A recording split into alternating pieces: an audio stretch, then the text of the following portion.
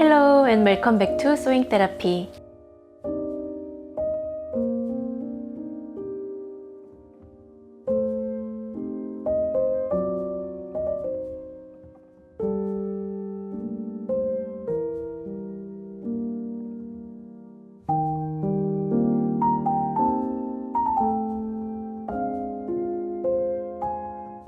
I'm Sarah and today I invite you to sew along with me.